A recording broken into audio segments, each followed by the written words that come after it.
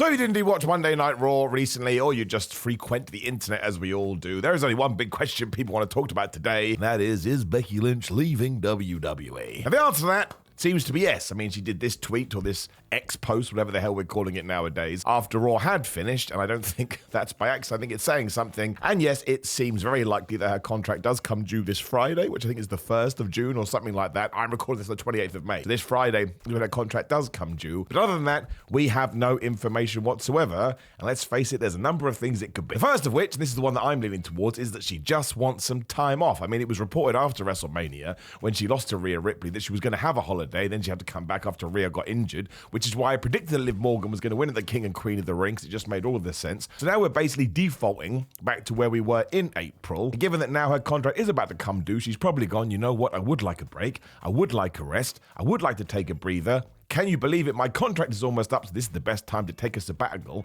especially because then she does officially become a free agent. I would imagine AEW would be desperate to get someone like Becky Lynch, who is a super duper whooper star. Then she can just sit there and watch all the money come in. I think it was Fightful Select that reported this. I may be wrong, so please forgive me if I have made a mistake there. They expect her to become the highest paid female athlete in WWE history or in wrestling history. And I'm sorry, once again, just to repeat myself, I think Becky Lynch totally deserves that. And I was always a fan anyway, but I read her book on my recent flight back from America. And now I couldn't be more of a fan. She is such a hero. She has gone through so much and she's so flipping honest. I just think she's a wonderful person, which makes me sound weird and creepy, but I just mean from reading a book. And of course, the part 2 of all of this is that AEW's already signed her. She's going to AEW. I don't think that's a thing. Now, don't get me wrong. I don't care where any wrestler goes. I'm going to watch WWE and I'm going to watch AEW. So wherever they feel like it's going to be best for them is where they should head, because it is a job at the end of the day. And that's what we would have done. But when you do just look at more evidence, Seth Rollins just recently re-upped with WWE.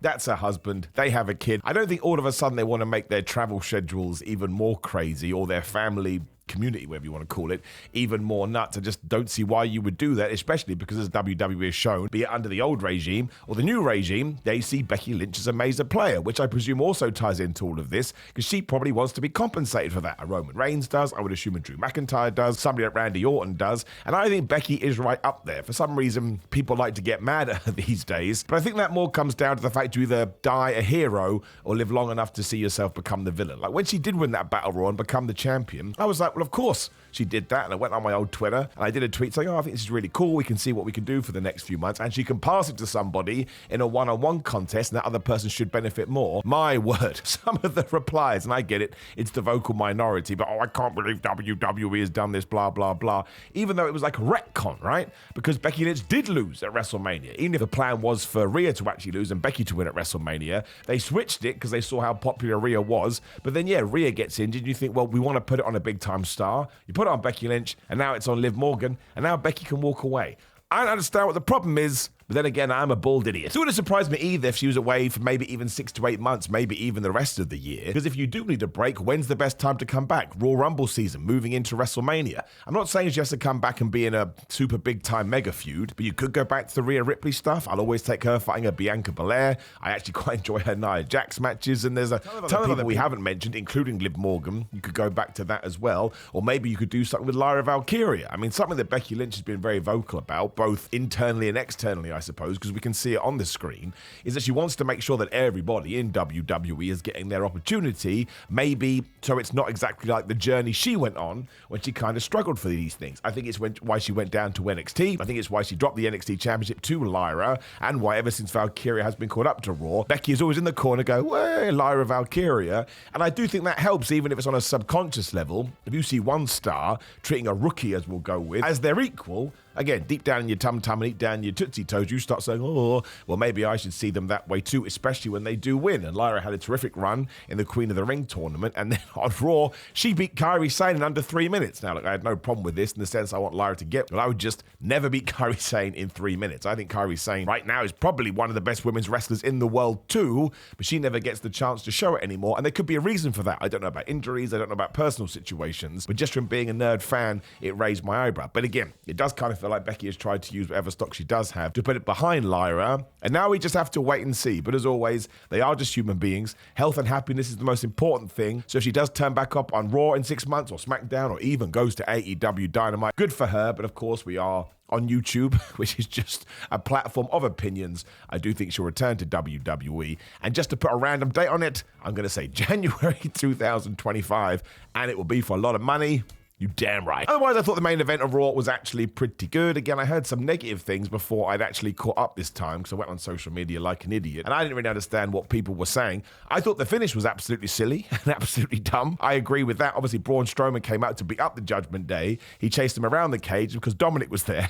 It's like a comedy skit. He knocked Dominic into the cage door. Becky was there, so she got slammed by the door, and Liv Morgan just rolled out, and she retained her title. And then, of course, the big controversy is that Dominic goes to leave, Liv Morgan also goes to leave, and she kisses Dommy. But if you watch this on television, you didn't see it because the USA Network cut the broadcast early. I mean, it doesn't really matter massively in the 2024 world because they put it up on YouTube and social media instantly. But the key to all of this is that Dominic reacted like, I don't want to be kissed by you. I'm Rhea Ripley's man, and as we all know, this is going to be a massive ruse, and it makes all the sense in the world. It kind of has justified Liv Morgan's heel turn in the sense she's now cheating massively to get these victories. But when Rhea Ripley does come back, she had to be positioned as a babyface, and now we've just given her the ultimate heel to come and take that title from. And you have the emotional side, which is that Dominic Mysterio and his moustache has also turned on Rhea, and is probably lying about her on Raw too, because he went to Damian Priest and said, yo man, I chatted to Ripley and she told me to get my revenge, or get her revenge, and the revenge apparently was ensuring that Liv still had the title and doing some smooching. I'm just going to get on a limb here. I don't think that's what Rhea Ripley said. The thing for me is that I don't believe Rhea is going to be back for a few months. I mean, I think even if she returned at SummerSlam, we'd be making good time. So it begs the question who Liv Morgan does feud with now.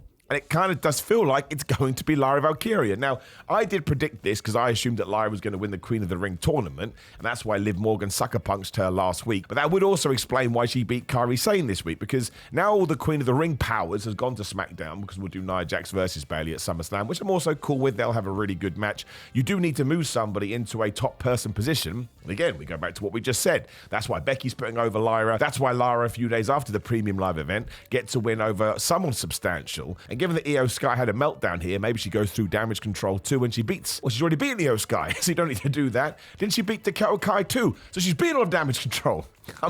I'm way ahead of myself, or behind myself, I should say. So I would imagine in 7 days' time we go into that. And that is interesting because you have to be careful there. Liv Morgan has to retain the title at SummerSlam because Rhea Ripley has to be the person to take that belt off of her. Like, the longer Liv holds it, the more that's going to mean. But it does put Lyra in a very interesting position, because if she is going to start losing the big ones, quote unquote, losing the final of the tournament, and loses in the somewhat of a main event, but not really, the title match at our second biggest show of the year, well, that's going to be massively interesting. But at least we have called her up and we have a plan, right? I was a bit worried about Bron Breakker for a while. Turns out I shouldn't have been, and I jumped the gun massively, because his character is now, I don't like what you said, Adam Pearce, so I'm going to whip everybody's ass. And I'm starting to think if we can hold it off long enough, although guess we could do it at Clash of the Castle, which is like 3 weeks away, we're absolutely going to be doing a Ilya Dragunov versus Ricochet versus Bron Breakker match. And as far as I'm concerned, and my personal taste when it comes to pro wrestling, that could be a match of the year candidate. Of course, you know, Ilya and Ricochet were having their rematch, and Bron Breakker just dismantled all of them with spears. And he told Adam Pearce, listen, bro, you didn't put me in the King of the Ring tournament, so I don't care that you suspended me.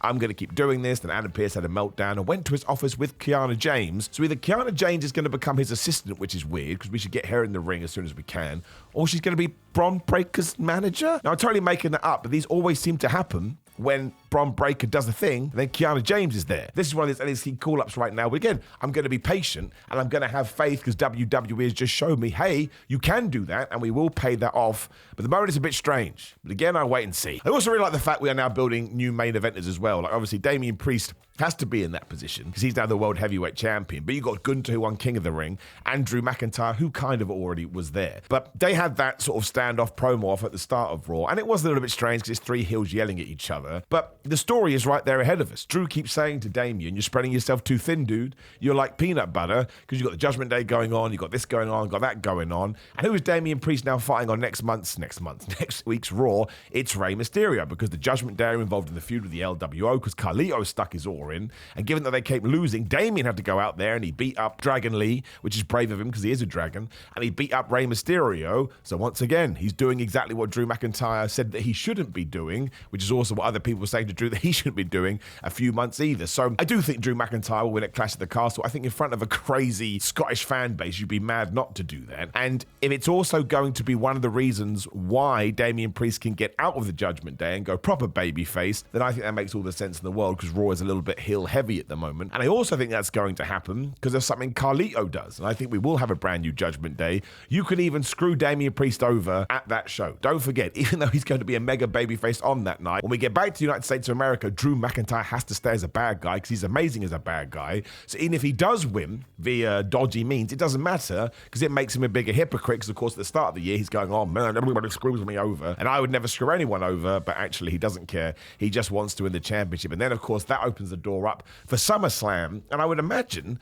one of the reasons that Gunther won that title is because you could do Gunther versus Drew, which is a really interesting match because they are both bad guys, but they are popular with the audience too. Or maybe that is our plan B, because CM Punk is going to be ready and we can get right into that. Like, there's a small part of me that wants CM Punk to go to Scotland and screw over Drew McIntyre, and Damian Priest keeps the title, which actually does make sense because then he can go proper babyface when the Judgment Day kick him out at a different time and he can take on Gunther, and then you've got that dynamic. But this is the real reason that I love that opening to Raw and other stuff we have done throughout the show is look how many directions I've just come up with. Look how many pay-per-views, premium live events we are building towards. Not only does that make you more invested in the story going forward, but I do think it also opens the door to build new stars, which is what we're doing right now, right? Everybody's in a position where they could jump up should you need them to. And Seth Rollins hasn't come back, and CM Punk hasn't come back, and there's probably other people that I'm not thinking of right now either. So the more you can stack the roster, and the more you can have people happy in quote-unquote lesser positions, but they're not really, just hanging about in the mid-card, then you can pull the trigger, and anybody could be the world champion at any time, and that's what I think makes wrestling really interesting. And of course, over on the SmackDown side, we could be doing Cody Rhodes versus Randy Orton. Now, if you watch my prediction video, I went way too crazy with this, and I thought Randy Orton was going to win, because that's the easiest way to justify that feud without turning somebody heel or babyface right away, and then you can do it in the in-between. Given that Cody Rhodes beat Logan Paul at King of the Ring, which I thought was a very good match, Logan Paul is just good at this, we just have to accept it now. I can't think of anyone else that could step into that. I mean, my other prediction that Gunther could be like, well, I'm just going to go for the SmackDown title. He could do that. WWE does that stuff all of them. But instead, I just think it's set up now. Like the fact that before the final on SmackDown against Tama Tonga, Randy and Cody had that sort of interaction with each other, and Cody was a little bit standoffish with him. I just think you should pull the trigger. We need a massive main event for SummerSlam with Cody Rhodes, because he's the mega world champion, or whatever you want to call it. He's the Roman Reigns champion, right? Which WWE does see as more important. And the sooner you can get into the Randy Orton stuff, you can tell the story of legacy, you can tell the story of him being Randy Orton's mentor in the middle in a while, and all the stuff they've done together. And I think if we do that right, and if we get these two guys cook, which I believe that we will, it could be absolutely brilliant. And it's a feud that I've wanted for so long. You could do it at WrestleMania. But given that I think at WrestleMania 41, it's going to be Cody versus The Rock, then at WrestleMania 42, that's just miles away, right? I think it could be Cody versus Gunther as well in many ways. Let's just get it done at SummerSlam. In 2026, it's going to a 2-day event. So quite clearly, WWE are trying to make it hot WrestleMania. Got no problem with hot WrestleMania. We've gone way off tangent. I just want this match. I also thought all the stuff with Sami Zayn and Gunther and Otis. I also thought all the stuff with Sami Zayn, Chad Gable, and Otis and the entire Alpha Academy was just excellent, because once again, we are taking our time. Like, Chad Gable is livid with what all of his so-called friends have done. He told Cesaro off, not even for being in Saudi Arabia, like he only just learned about it today.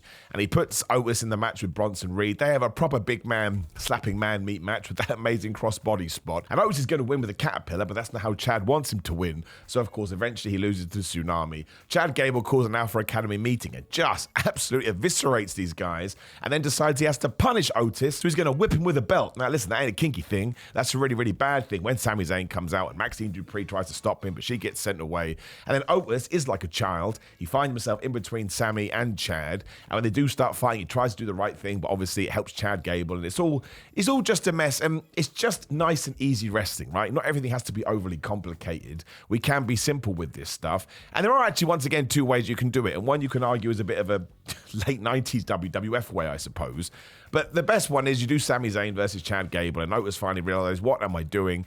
And he does get involved, and he could accidentally screw over Sami Zayn, but the point is he will turn on Chad Gable properly, and then we can do that feud. And really, I think he can insert himself into the Intercontinental title picture as well. He's always been popular, or for the short term, you can do the double turn, and he actually does help Chad Gable win that Intercontinental Championship at SummerSlam, even if he does it because he feels like he has no choice. So we keep this sympathy up for the man, and Otis is very, very good at eliciting sympathy. And then obviously, down the line, you turn him properly, he becomes a babyface, maybe even do Chad versus Otis at next year's WrestleMania, and Otis becomes the Intercontinental Champion. I mean, it justifies Chad's heel turn because it goes to show he did become a bad guy, and he finally got that belt. But we also have a succession plan in line. Gunther to Sammy, Sammy to Chad, Chad to Otis. And it kind of goes back to what I was just saying. Everybody is benefiting from this stuff. And once again, if we go over to Friday night, I think that now we have got the Queen King of the Ring out the way is what we're going to do with LA Knight. I'm convinced it's going to be LA Knight versus Logan Paul at SummerSlam, which obviously is Logan Paul's hometown or his home state. He'll still get booed out of the place,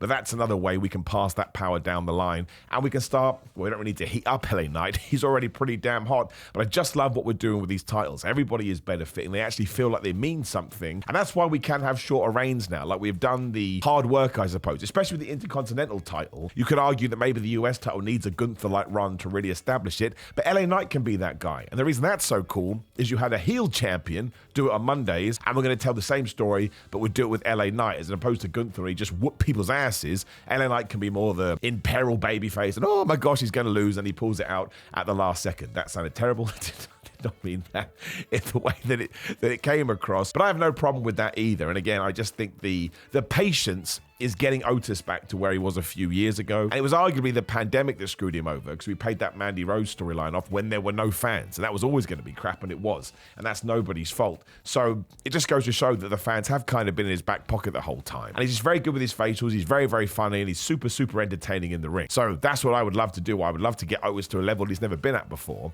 and put him in an Intercontinental title match with someone like Chad Gable, who is just wonderful at being an absolute dickhead. And then that's how he gets his proper revenge. It's not just that he beats him up or he beats him in the match. He takes that championship that means so much to that guy and maybe even tie his daughter in as well. But it was really, really well done. I love the fact the match fed into that because it felt like organic seg, which makes me want to slap myself right around the face because it's a stupid thing to say, but it is true. And it makes WWE TV so much fun to watch because you know they're going to give you that time. Nothing feels throwaway. Well, some things feel throwaway. The women's tag team titles, I cannot stand that they are on the pre-show, especially because Bianca Belair and Jade Cargill have them, and they are top-tier talent. But I'm hoping we change that because we also had the stuff with Shayna Baszler and Zoe Stark and Sonya Deville and Isla Dawn and Alba Fire. I mean, I don't mind if they do a match, but to me, Zoe and Shayna with the storyline of Sonya going after those championships could be something. But it goes back to everything I've just said. You have to allow it to be something. Because if you act like random matches are the way, that just sends a message to the audience that we shouldn't care. Because there's way too much wrestling on TV, so we're going to pick and choose our spots. Otherwise, the other thing that really intrigued me was this new Karrion Kross angle we're doing with the New Day, like we built up over the last few weeks. And we've just switched the Karrion character, or Karrion, was it Chris Cross? Whatever Kofi Kingston called him, which was amazing. But we've switched his character from being spooky wookie to being more intelligent and more of a manipulator. And I think that suits him way better. And hopefully we can kind of move the group, the Final Testament, in that direction too. But he's basically trying to ruin the New Day's friendship by saying, Xavier Woods, you'd be way bigger right now if Kofi Kingston wasn't holding you back, and they think he's an absolute loser. And of course, the New Day also won a tag team title match because they were talking to The Miz and R-Truth before this. And AOP got wrapped into this as well. So I would imagine, I think this is going to end up with the Authors of Pain being the tag team champions because Karrion Kross's group will screw over the New Day. And then AOP will also help get the titles thanks to that group who will screw over the Miz and R-Truth. And then I imagine you will have some tension between Kofi and Xavier, but do not break them up. I don't care what anyone says. So many people are like, oh, well, they've been together 10 years, but they still entertain me. And the fact that they do have that relationship, it actually gives me hope in my own life. People forget about that. It's a stupid wrestling show. But if you're able to take little things from it, everybody in wrestling breaks up. And the fact that they never have, even after everything that happened with Big E, I mean, you could argue that was like a curveball that may have opened the door. Doesn't mean they can't go off and do single stuff. Doesn't mean they can't do their own thing. But I never want to see them turn on each other, but we should tease it here because that makes it all the more fun. But I think a tag team like AOP does need to get involved with this. And of course, the Authors of Pain beat the Creeds as well. On paper, that seems bad, but there's been so many teases that Julius and Brutus are going to join up with Chad Gable. That's just what WWE likes to do. We've got this big plan for you. You're going to be involved with something big.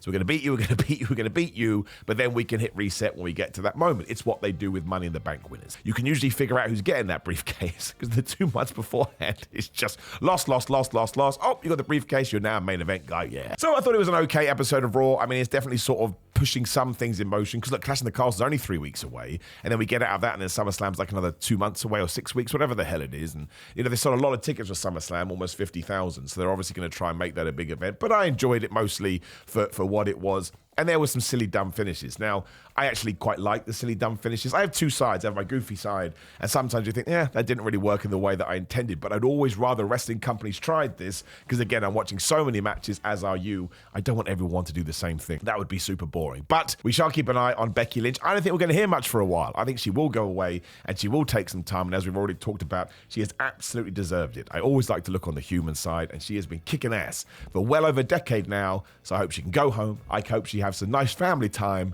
and I hope she can sleep. Now, of course, please do click the video that's on the screen right now. YouTube loves that the most. Like the video, share the video, and subscribe. Leave me a comment below and tell me how wrong I am about Raw. Otherwise, how am I going to know? Otherwise, it's grillermind.com/Simon. Use the code Simon to get 10% off. And please try these supplements if you're into lifting weights. I promise you're going to love them. I don't just say that because I'm affiliated with them. I say it because I totally mean it. And that's the reason I'm affiliated with them to begin with. It's also patreon.com/Simon316. I'm Miller316 on Instagram and Twitter. Simon J. Miller on TikTok. Simon Miller on Cameo. Personalized video messages, love doing those. Samson Athletics and Pro Wrestling Tees for my t-shirts, and that's about it. Thank you to everyone that sent me kind words about my shoulder. I have tweaked it recently, and I've taken some time off wrestling, but we're talking like a month, right? That's one of the reasons I am taking some time off, otherwise it could be a lot longer. So I'll be back in mid-June. I have lots of fun things planned that I will talk to you about them. Otherwise, take care, my friends. See you soon.